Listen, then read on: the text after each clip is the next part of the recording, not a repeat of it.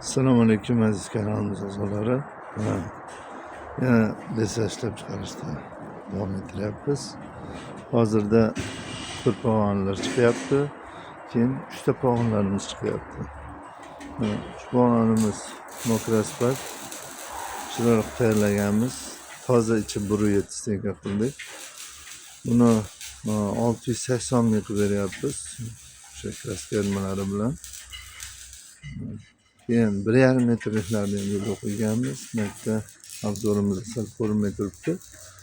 Bularni ham qilib beryapmiz.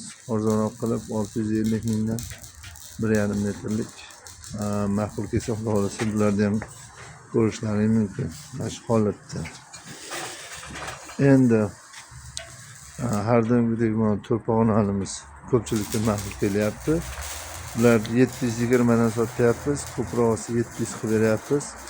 Qalin 1.7 tenga qilib buni ham shunaqa qilib berilyapti. 700 mingdan объемga.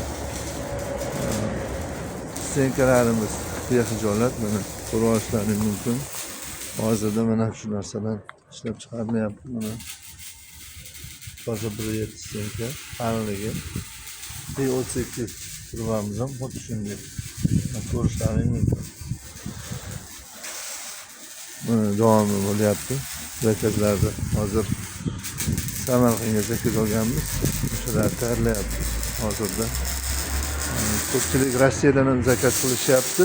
Rossiyadan zakaz qilganda bemalol xotirjam zakaz qilishlaring mumkin. Yetkazib beramiz. O'sha stenkasiga qarab, qalinligiga qarab berilaveradi. Bundan arzonroq variantlar qilib beriladi. Bundan ham arzonroq qilib berishingiz mumkin. Xolasa telefon qilaverasizlar.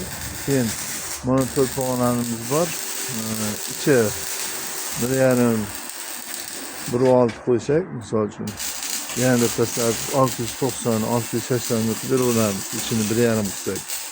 Endi biz hozircha qalin narsa qilganimiz uchun 700 dan beryapmiz.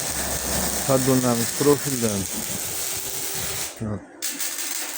Endi beshkashga holat qidirishingiz mumkin. Unda ham 20 so'mdan yarda.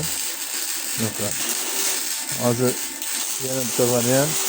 Mana bitta hozir sizlarga ko'rsatmoqchiman.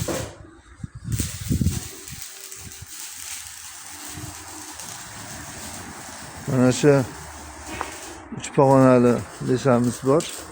O'shani beshkashga holatda 660 mingdan qilib beryapmiz.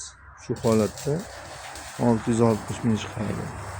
Ya'ni 5 kraska. Bu hozir kraskasi bilan. Kraskasiz 660 mingdan ham beryapmiz. Zakaz qilishlaring mumkin. Adresimiz Yaypan, O'zbekiston tumani 24 bozorida. Telefon raqamimiz 90lik 533 56 53. 90lik 533 56 53. Telefon qilaverasizlar. Sherzodbek. Sog' bo'linglar.